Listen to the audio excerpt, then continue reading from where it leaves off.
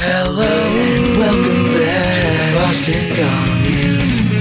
We're back, baby, and we're as spicy as ever. This week's incredulous installment will feature commentary from Comrade Scott, Joe, Ellie, Binx, and myself. Joe kicks off current events with the escalating attacks on Palestine and how the media spins them. Scotland and Ireland looking to break from Britain, and the worst American jobs program you've ever heard of. I do my best to explain the silence surrounding Xinjiang from Muslim-majority nations.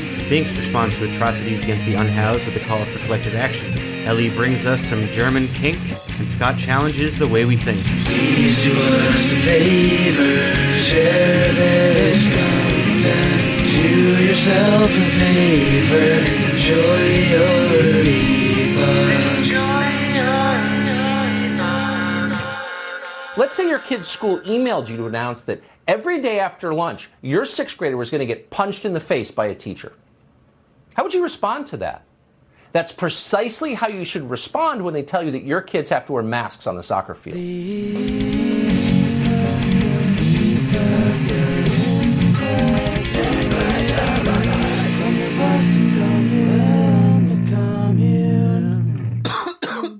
Oh, that's a terrible beginning.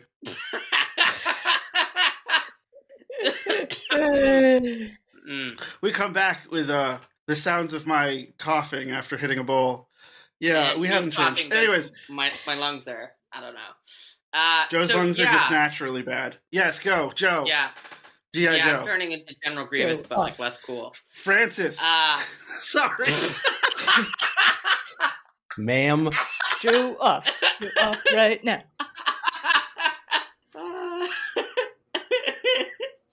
Okay, so, right, yeah, Palestine, there's a lot of things in life that seem to be happening like this, where it's not really surprising from a Marxist perspective, but it's genuinely horrifying all the same, which, honestly, that's basically going to be like the theme of the news today. Things that are not surprising from a Marxist perspective, but are still genuinely horrifying to levels that are almost difficult to put into words. So, this week, the broad strokes of what's happening is that Israel is ramping up and amplifying its ethnic cleansing campaign in Palestine. And the only real difference from their previous conduct in the past several decades is that they've just gone full mask off, figuratively and literally. Yeah, they're just the fascists now. I saw a couple of videos on Twitter the other night. Video was being recorded on like a cell phone of like gunshots going off, flashbangs, and tear gas going off inside a mosque. And then there were people in the basement of a different mosque that were like trying to like get away from everything, and the flashbangs started going off in there, which is kind of nuts because if you're using tear gas already, it kind of defeats the purpose of using a flashbang because they kind of achieve the same result. But I digress.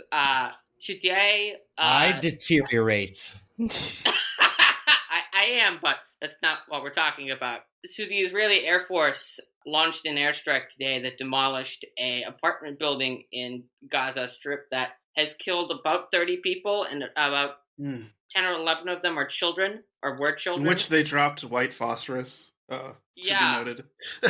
Yeah, that's what I'm saying. It's basically just full-on, just mask off ethnic cleansing. Like, I was watching the news tonight and watching the images like that, the bombs going off, like blowing up the buildings. And like I said to my grandparents that like this is basically like the 21st century equivalent to the American government's ethnic cleansing campaign against the Native Americans, because there is a disturbing yes, like it is. The parallels between what's going on in Palestine and what the American government did to the Native Americans. There are a disturbing number of very deep, very striking parallels between the two, like ethnic cleansing campaign. When I was looking into the Uyghur shit, I had noticed some similarities there too that disturbed me greatly. But settler colonial societies like cleansing indigenous peoples. Wow. No. This is. Oh. I know. It's just debate. No, we can't.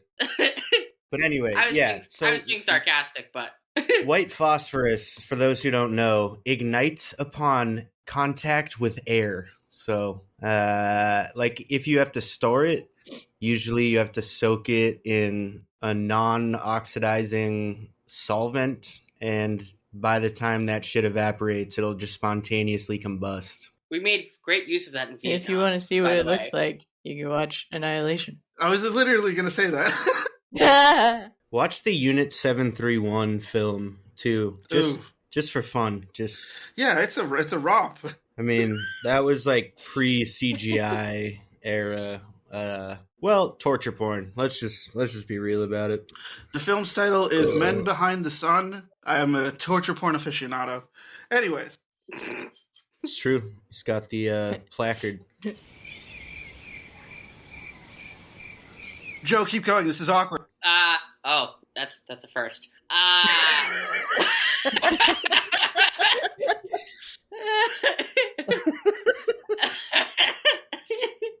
I mean, that's. I haven't been following the news that closely this week, so that's kind of really all I have on Palestine. I mean, it's bad. It's not really surprising, but it's still horrifying. Join your local BDS movement. Fuck Israel. Fuck. The other thing I have about it is that it's interesting watching the State Department have to deal with this, because the vibe that I've been seeing out of the State Department is that, like, doing their very best is really, really hoping that people forget they exist, because they really aren't interested in doing anything about the situation, but they don't want to come off looking like they really don't want to do anything about it, which is an interesting predicament that they find themselves in. Sort of. I feel like it's pretty par for the course. That's pretty much what the Democratic Party platform is. You speak to the issues and address none of them. Yeah, and you hope nobody sees that you didn't do anything about it, yeah.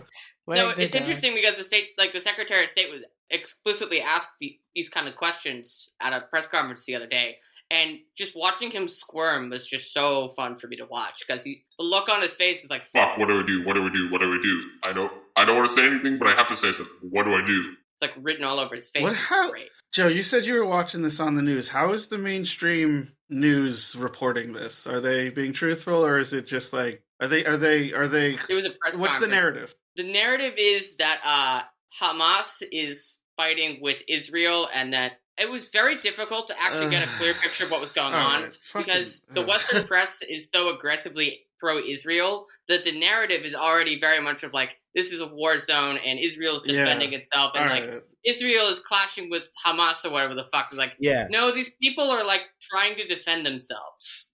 It's being covered the same way that police-involved shootings are covered, rather than saying, right as they show a video of like stretchers with like dead children on it, like, oh well, they've dropped white phosphorus on children. I mean, Jesus Christ! It was they're fighting back somehow. Involved conflict. It was an Israeli involved genocide. I saw a tweet Sunday night which really like put it perfectly, which was like, how can it be a clash if like one side is like praying, like trying to pray while they're being shot at? Maybe if you play one song by The Clash, you gotta play Radio Clash. Don't play Mustafa Dance. It's over years. Right, but if you just play one, then it's A Clash. One Clash.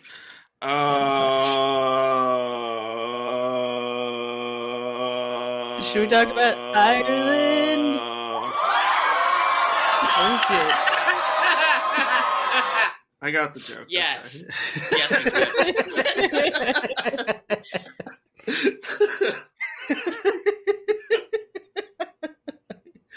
So fucking morbid. This is actually a positive story. Kind of. It's leading in that direction, but not quite. In Scotland this week, there were local parliamentary elections for the Scottish Parliament, in which the Scottish National Party didn't quite win an outright majority, but the Scottish Greens won enough seats that there is a pro-independence majority in the Scottish Parliament. So it's bringing up to the fore the possibility that will be another referendum in the next 3 to 5 years. Scotland's First Minister, Nicola Sturgeon, said that they are most likely going to have another independence referendum that is legally binding sometime between 2023 and 2025.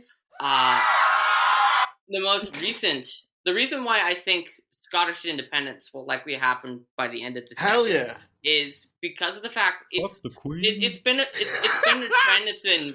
trend that's been in motion and progressing towards independence for a couple decades now, because this is the fourth term in a row that the Scottish National Party has secured a majority, and terms run like 5 years there. So like they've been in power for like the last 20 years and they're slowly moving towards independence. There was a legally binding referendum on independence in 2014 in which yes on independence got 45% of the vote. And mind you, yes, that's 55 to 45 against independence, but this was 45% in favor of independence 2 years before Brexit and 6 years before COVID. 67% of Scots voted against Brexit in 2016, and then COVID happened a couple years later. And sure, the shit with Boris Johnson has, yes, it's been bad, and it's kind of like essentially had the effect of dumping jet fuel in an already burning fire, but he's merely like the current steward of capital who's just kind of there and desperately trying to keep the UK from coming apart at the seams, because it's really not in England's interest to have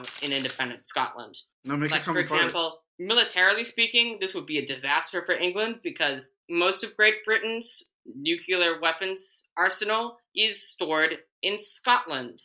The Royal You Navy's idiots. the Royal Navy's home fleet, their home port is in Scapa Flow, or it's at Scapa Flow, and Scapa Flow is in northeastern Scotland. Jesus. They should seize it all. So in independent Scotland that breaks away from England, it's like, Well, where did the military go? Oh, it's all in this country that no longer belongs to us. Oops. That's hilarious. That is amazing. and in Northern Ireland, Love a good cell phone. it's honestly at this point it's not really a when but an if situation in reunification in Ireland, because again Brexit, it's actually really it's two things. It's a combination of two things. Fuck the Queen. It's Brexit and the Catholic Church's rapid decline in political power, influence, and clout over the past 25 years or so.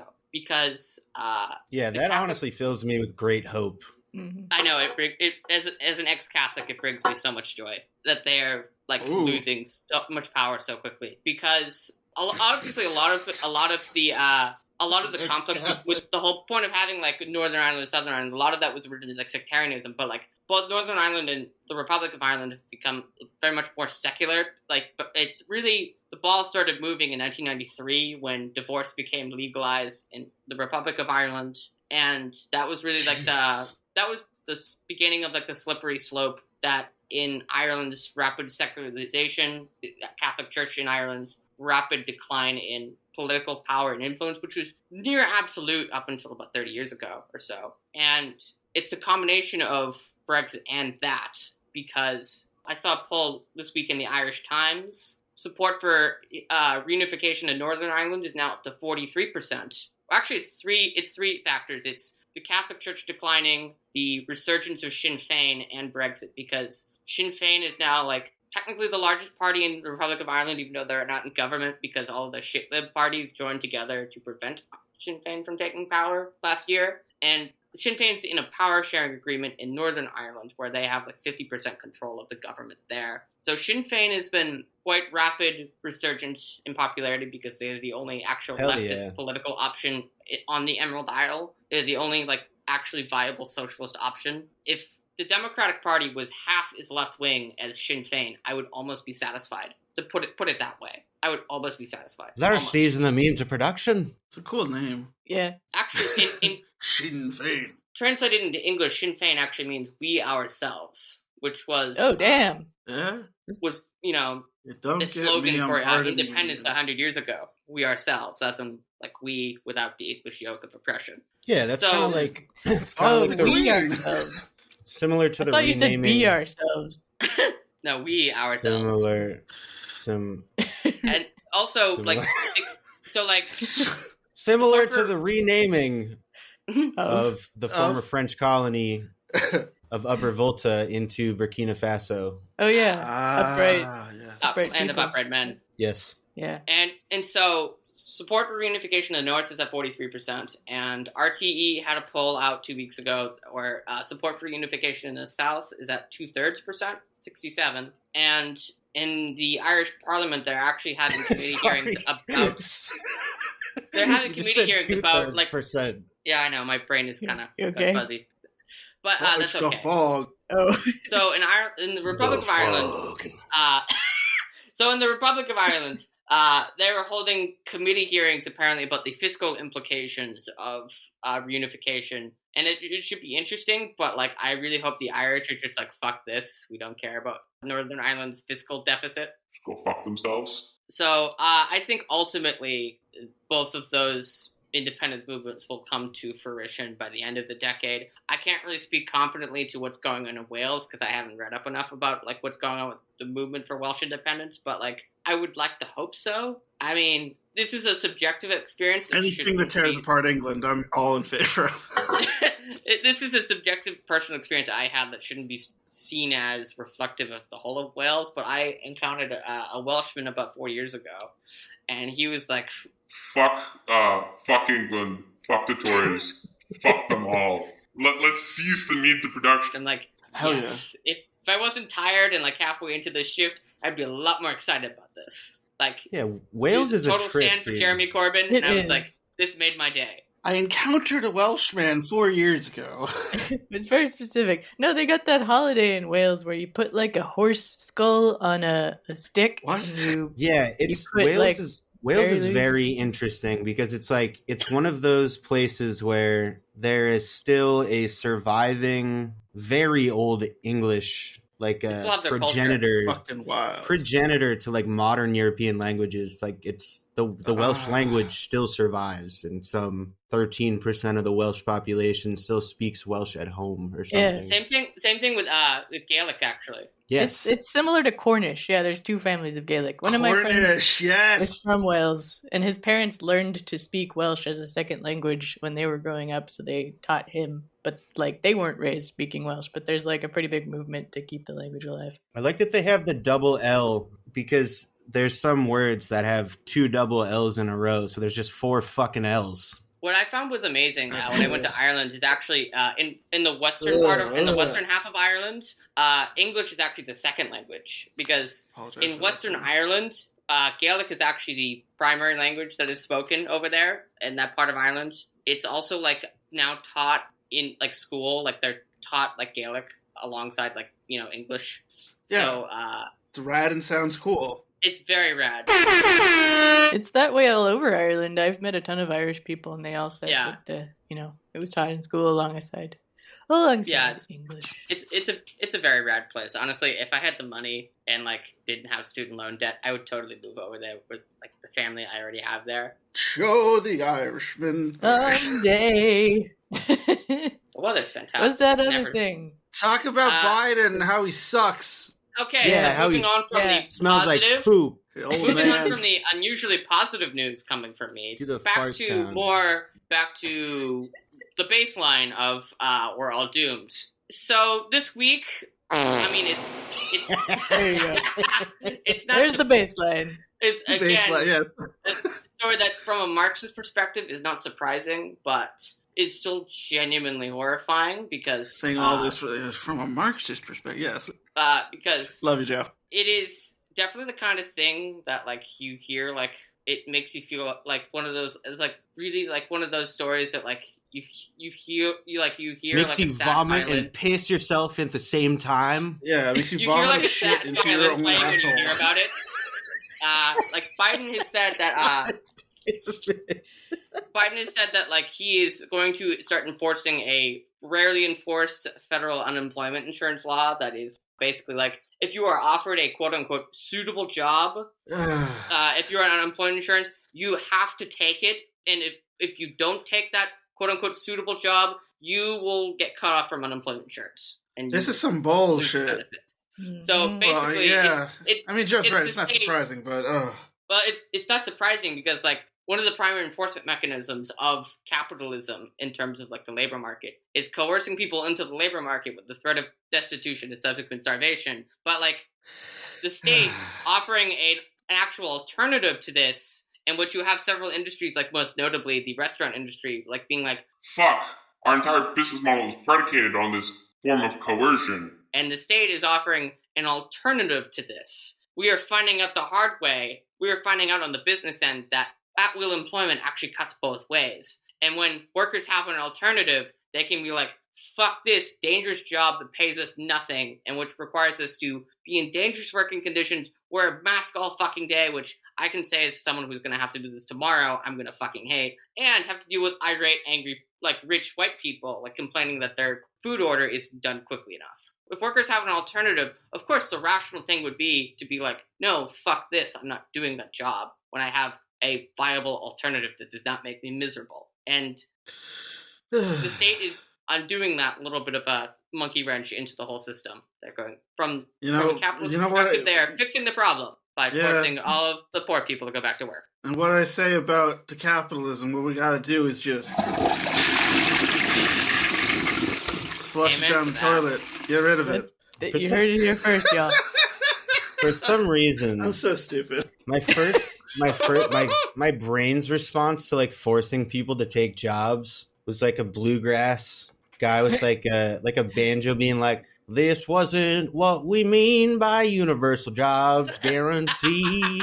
Ding ding ding ding ding ding ding ding. I don't know why, but that's like making that. I'm like hearing like what side are you on like in my head now that like. Because that's what I imagine, like, the bluegrass guy singing about. Like, this is not what we mean. Like, we don't mean siding with the scabs. Yeah, like, we're going to have the lowest unemployment in the world because everybody works the shittiest job. And I think it's interesting that this is happening at the same time the nurses' strike in Worcester is entering its, like, 10th week. Hell yeah. It's interesting timing. That's pretty based. Extremely. No, yes. I was going to say, no, I revised my statement. That's quite based. Exceedingly. All right. We have nothing else to say. I think we can move on to the next Binx want to go? Do you want to Jesse or Binx? I mean, I already kind of have some of this shit in the front of my brain. Yeah, you've already mentioned the Uyghurs, so. Yeah, and I don't want to end on this note because it is pretty depressing and there isn't any clear-cut solution to it. So I think it was in the last episode that we put in the main feed, or maybe, I don't know. At some point I asked the question, why are none of the Muslim majority nations speaking out against China's detainment of Uyghurs? And so I looked into this issue. Like, I tried to look as much into this issue as possible from as many angles as I could, which meant I had to watch segments from news agencies that I fucking hate, because there's really nothing in between like China state media and pro-capitalist garbage. So basically, I'm just going to explain it from as much of a middle ground as possible. So like nearing the end of Mao Zedong's, his position as chairman of the Communist Party, China started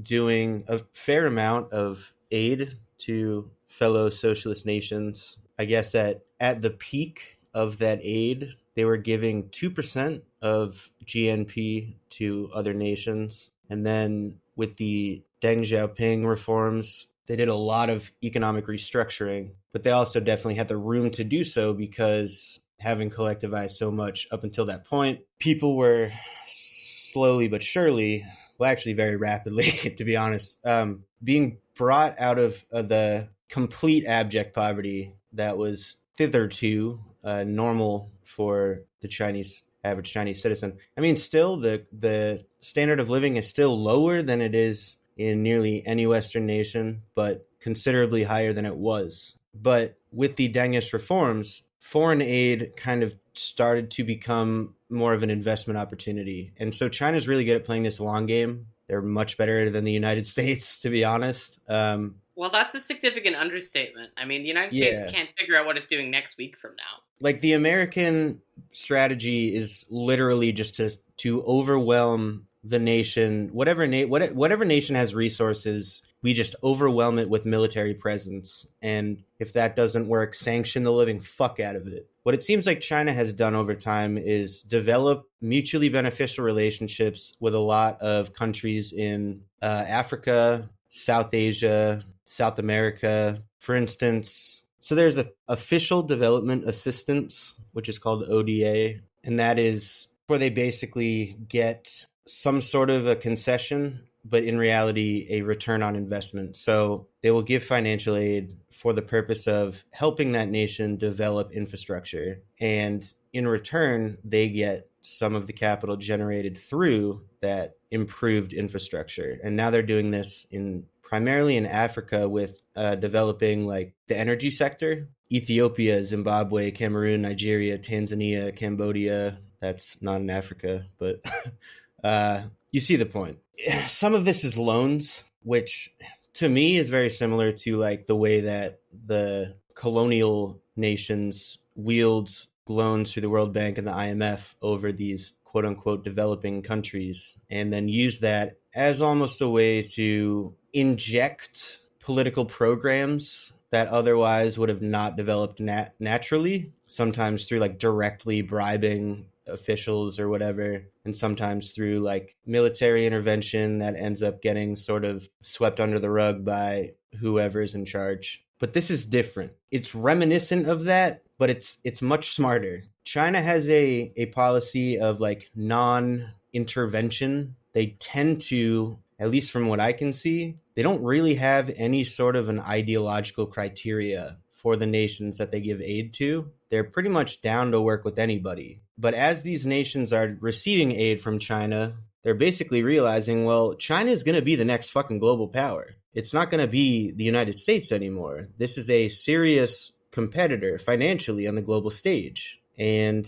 this is helping us to a degree, as well as it's helping them. And in the past, American foreign policy towards us has been not so friendly. Then, on the other hand, you have nations that are historically, I guess, less friendly to the idea of socialism, like Japan, Qatar. That's how you say it, Qatar. Oh, Qatar. Yeah. Yeah. It's not Qatar. No. Qatar? So, these like staunchly capitalist nations that if they could, they would be global empires, but they just don't have the ability to develop financially into global empires, or something perhaps happened that prevented that progress.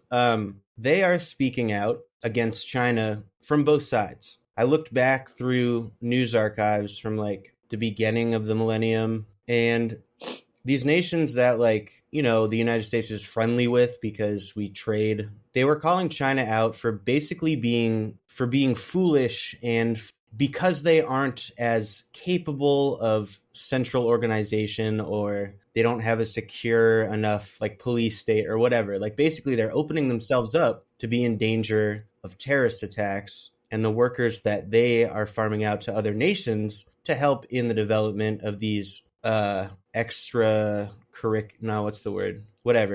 projects that are out. Yeah, that's what I was going to say, but it's not what I mean. So the workers that leave China to work on these projects outside of the Chinese borders end up getting killed in terrorist attacks by extremists in the nations that they are on a work visa in or whatever. So this, in combination with like fucking 9/11 and America's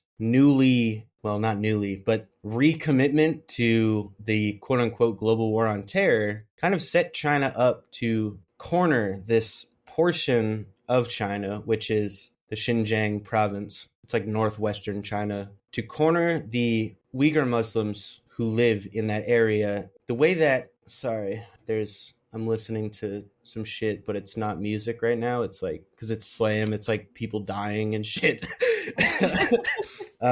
Okay, sorry, back up.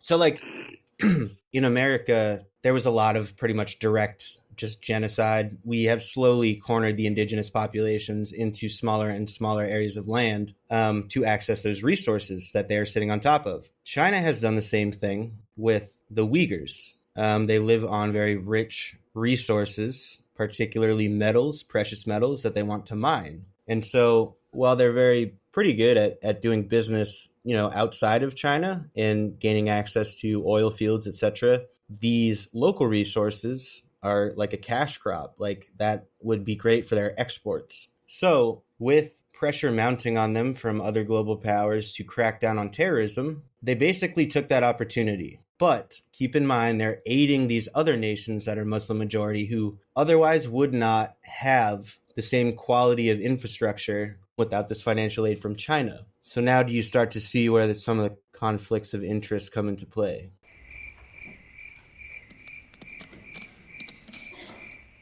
That's a real question. Yes. Okay. I thought that was rhetorical, but also yes. Yes. So what I kind of want to finish this little poorly patched together monologue with is, yes, there are millions of Uyghurs in quote unquote re-education camps right now. The only real political support they have are from separatist movements who traditionally and currently in those Muslim majority nations are extremely conservative, which means that unless those nations want to publicly express support for separatism, for the separatist movement, their hands are sort of tied behind their back between the American global war on terror and their own interests in industrialization and this mutually beneficial relationship that they have with China. There are Uyghurs that are working in factories for American corporations. There are Uyghurs that are being sterilized. There are also Uyghurs that develop some kind of trade and get a job and work somewhere and then get reunited with their families. Overall, I think it's incredibly fucked up, and it mirrors to me what we have done with indigenous populations and what we have also done with brown and black populations. Because whether or not they, ultimately return to daily life, the amount of surveillance and abuse and quote unquote reprogramming that they go through will forever traumatize them and ultimately leave them without any capacity to bring about their own liberation. And the United States empire is partially responsible for that. The end. Yeah. Yup. Isn't the American empire responsible for most bad things, though? Yes. Yeah. Yeah. That is correct. I'm trying to think of a bad thing that's not that they're not responsible for. I know it's very difficult. I mean, I dropped a can of something on my toe, and my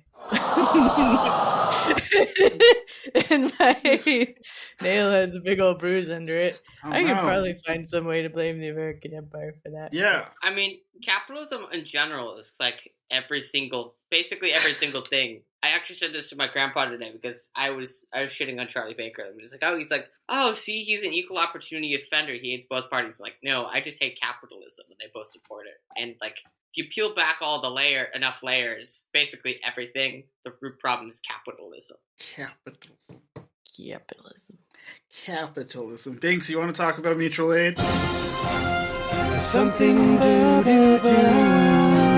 I don't have a jingle for this. Don't fucking judge me. Yeah, so apparently there was this encampment known as Sweet Meats with a Z at the end. It's a community of people experiencing houselessness, and they had a little encampment in Cambridge, I believe kind of by the Charles. And this past week on Wednesday, pretty much the United Medical Waste had basically just destroyed their encampment and threw away everything that they owned. And they told the residents that if they just set their necessities aside, it wouldn't the things that their necessities, if they wouldn't touch them, but they lied to these people and kind of just threw everything out. Yeah, they pretty much threw away their shelters, their vehicles such as bikes and scooters, food, clean water, clothing, generators, tools, necessities that these people had owned. And what's I guess really important to note is that the bike and scooter repairs and sales were a main source of income for these people. And yeah, the United Medical Waste and the Massachusetts State Police forcibly took away those items from these people. Like I said, these sweeps started on Wednesday. Wait a second. What? They took away tools and shit that they were using to repair bikes and scooters. What the fuck? Yeah. Yeah, they were like, oh, this is all garbage. You don't need this. It's all garbage. And these people tried to defend their personal belongings, but wow. Yeah, it's really, really sad. And so the ongoing displacement of these communities persists. So there are several organizers who are still providing material goods and helping move residents between hotels and the encampment. Residents and organizers are working to reestablish the encampment and also are actively resisting state violence. Residents still have a need for material support, which includes tents, sleeping bags, clean clothing, camping stoves, propane, generator fuel, monetary donations, etc. And some organizations that you can get in touch with to do any sort of donating or volunteering or what have you.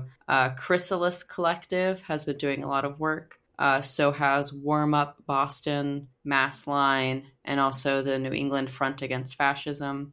These orgs have been really taking on a lot of this work. Needed volunteers include field messages, logistics, pickups, transportation, grocery runs, on the ground presence, and jail support. So like making phone calls and locating arrested folks, because by the way, these people experiencing houselessness who are trying to defend their resources and homes were, some of them were arrested for resisting. So yeah, that's just what I've heard from the organizers who have been active in this work. So the encampment, like I said, it's kind of off the Charles, it's in Cambridge, but I can share these resources with Jesse so that you can put it on the mutual aid part of the website. Also, Solidarity Supply Distro on Twitter, they've posted about it as well. So just like, yeah, there's like a Cash App for Sweet Meats, which is the encampment, the group, and Chrysalis Collective. All donations go directly to helping them with, like, obviously having access to food and water. And also,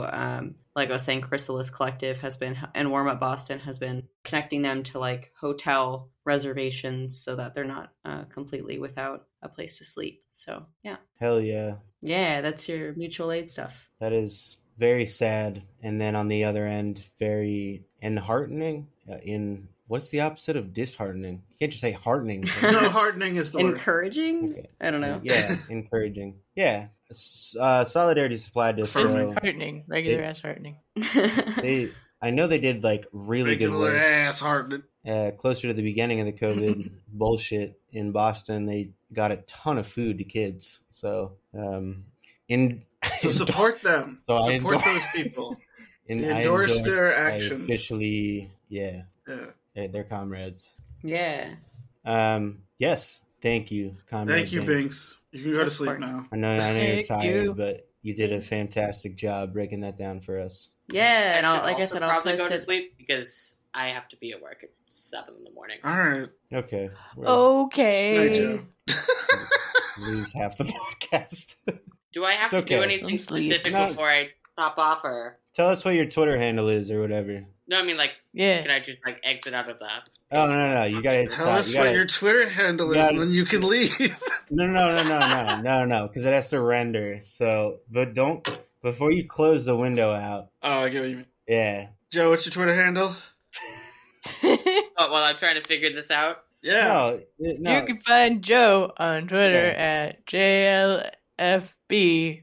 96. See, why do I need to do it when Alec can do it for me? Sorry. God. Is it JLFB 1996? Okay. It's one of those. That's fine. And he's on other stuff. He's just calling his grandparents Sims. All right, Joe. We love you. And Okay. anyways, we were also saying goodnight to Binx. Yeah. Binx, where can we find you? Yeah. I guess, Twitter, Comrade. No, not Comrade Binx.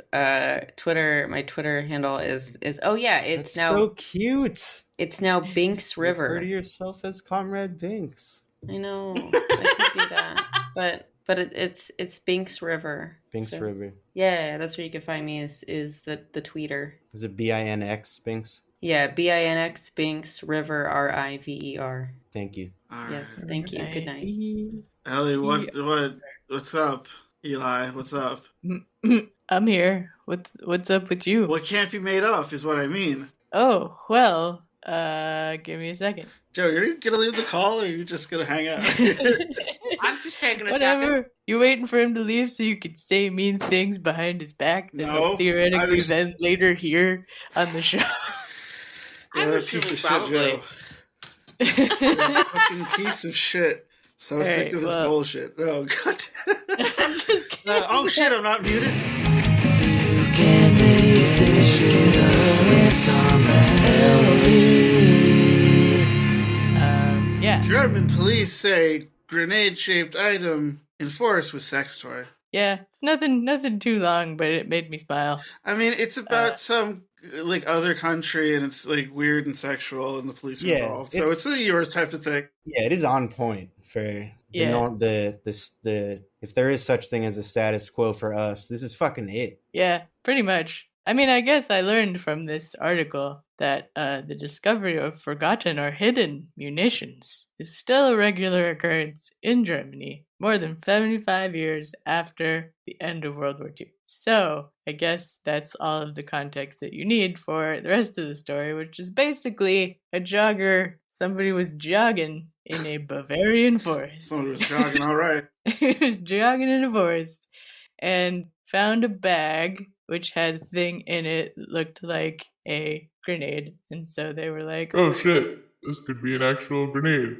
And they called the police. A bomb squad came in and determined that no, it was a sex toy. My favorite line in this whole article, apparently, it was like, they determined it was a rubber grenade replica. The condoms and lubricant in the bag helped inform the hypothesis about the device's intended use. So that makes me wonder, like, were there condoms and lube in this bag when the jogger found it? Was the jogger aware of these things?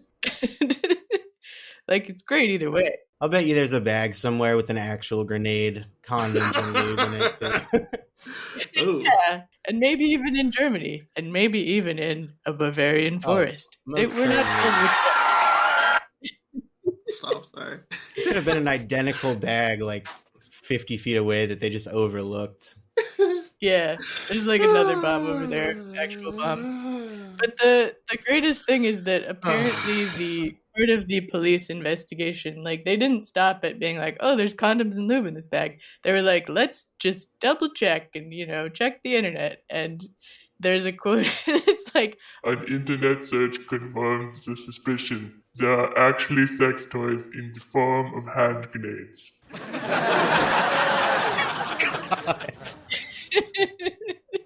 That was perfect. For you guys this week. Yeah, that's weird. Germany. I wish I had like a cute thing that I could say, like, oh, and then, but what I thought of was like, there's still a ton of unexploded ordinances in Vietnam.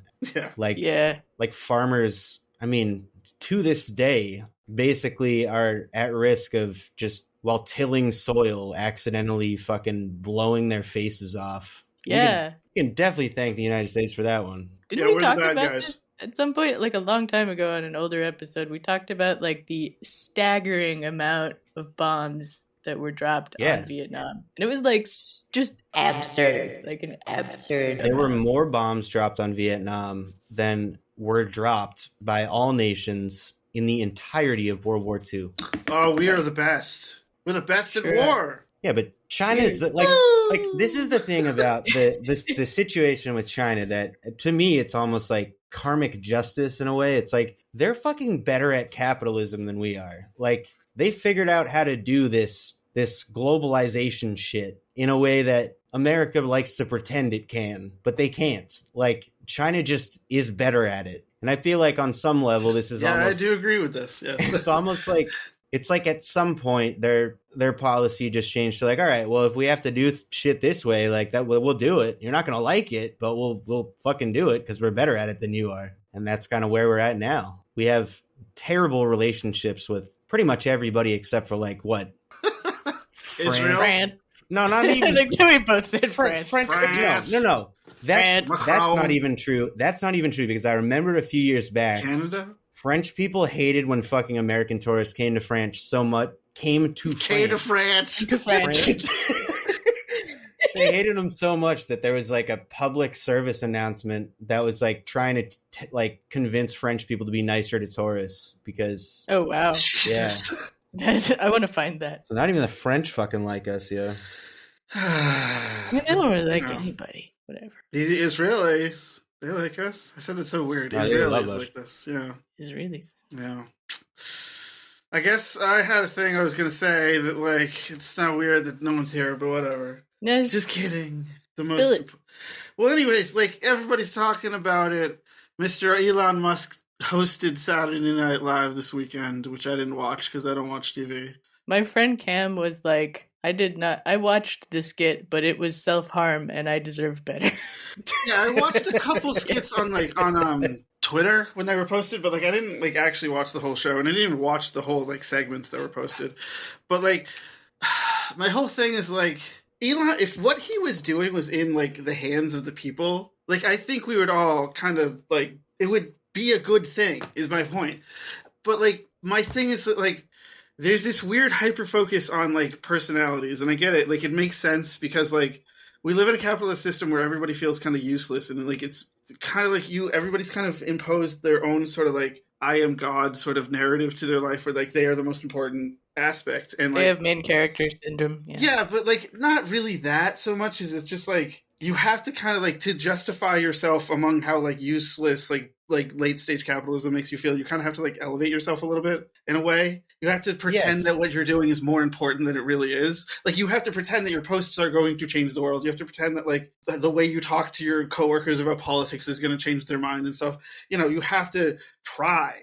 And it's like the easiest way to like face capitalism as an enemy is to personify it into a personality. And like the easiest fucking personality is Elon Musk, but like at the same time, like it's the same thing with Jeff Bezos, whereas like if we had the mechanisms of what they were doing, if they were actually seized by their workers, like it would be like a good thing. I don't think like we'd be making fun of the fact that like they're actually like somewhat successful at their space program. But of course, this is under like, you know, when NASA is in control, like it actually works out.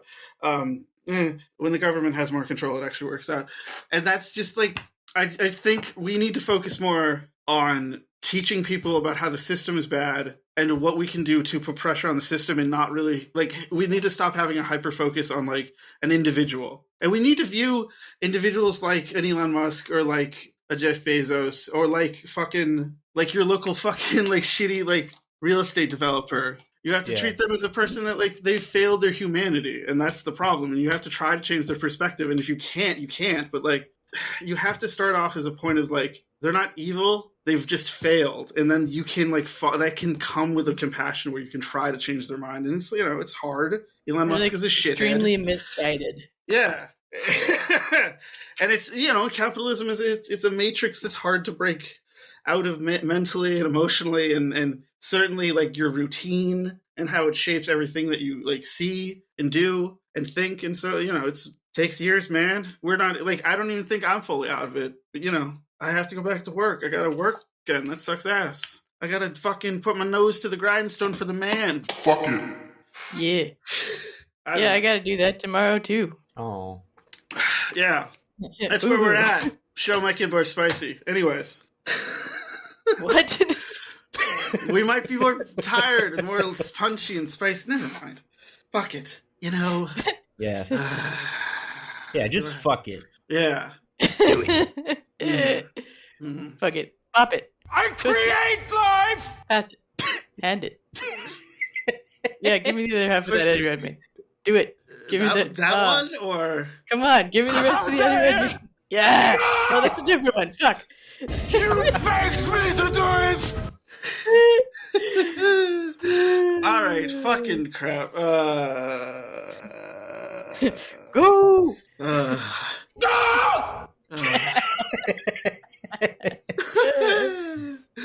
Jupiter Ascending. We're bringing back the movie club eventually. Anyways. Yeah, what are you guys doing next? Moonstruck? Yeah, we're gonna try to with Kid Cali. That's right. I'm stretching, sorry. Okay. Anyways. Wait a second. Do you say with Kit Cali? Yeah. That's correct. Nice. Jesse. Yeah. Anyways. Sorry. Sorry. I didn't mean yeah, it's fine. No, that's a nice. We want to create excitement. Anyways, yeah, I'm Scott. You can find me on the internet at fucking sweaty. I don't know. I just instantly got tired. At Sweaty Wife on Instagram. I'm on Twitter at Death Mullet. God damn, that's my shit. I fucking hate doing this every time. Anyways. Rewind.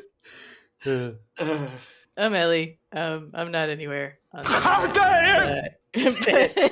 But if you not anywhere. want a psychic reading, I'm not even here. If you want a psychic reading, you should email my had made. And Gelad. Yes. His eyes uncovered! At gmail.com. No, you should email Chava email her at Darmok at it's Darmok X Gelad. Gelad at gmail.com. DARMOK XJALAD At Denmark at X Gmail. Jihad. Oh, She man. charges sliding scale. It's all confidential. Fucking do it, because when Hava makes money, I also make money, and it's great. On account of living in the same body. Jesse, go. I'm Jesse. You can find my music on soundcloud.com/contingents Boston. Remember to hit up comrade-rosie.org. Click that Getting Involved tab and select one or more mutual aid groups to donate your time and or money and or labor to, because people really need your help right now. And Yeah, they fucking do. No. we also have a legislation tab, so you can keep tabs on important legislation on the state and federal level. What the hell is this? Some kind of tube? Yeah. Wow, I heard that echo like 3 times. Oh, man. Oh, man. Take us out, Scott. We're also on Patreon at Epic Incredulity. We're on Twitter, Instagram at that same handle. We're on YouTube and Facebook. But yeah, go get involved in some union shit or whatever. Mutual aid. Go help. Or whatever. Go get involved in BDS. Go fucking beat up a cop in Cambridge. I don't know. Do whatever. Do something fun. BDS, BDSM. It's all good. Okay. Practically the same thing. What the hell is this? Some kind of tube? No. There's probably somebody out there who gets off on being told that they can't have resources. They can't have Bitch better have my money! trade. Sorry. No kink shaming. No. Someone's talking to kitties. Anyways, yeah. As we say, but tankdo. Tango. Jesus Christ. Oh my god. Your little things look exactly the same. Yeah, they do. Oh man. Quiff forms. Yeah, that's their shit. Quiff forms. That's the show.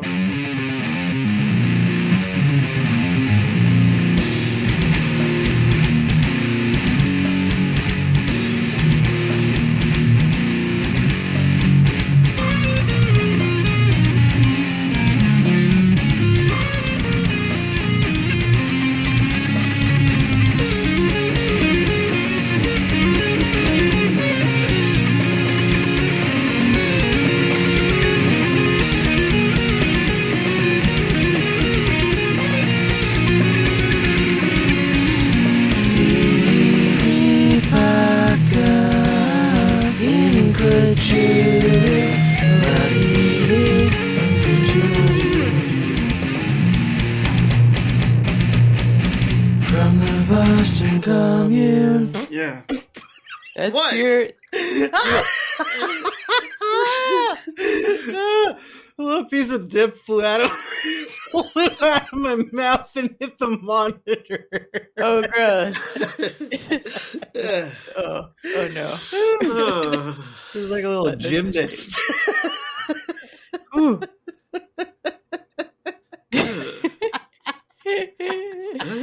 Bet that smells great. Okay. Oh god, it does. It's actually. It's the smell.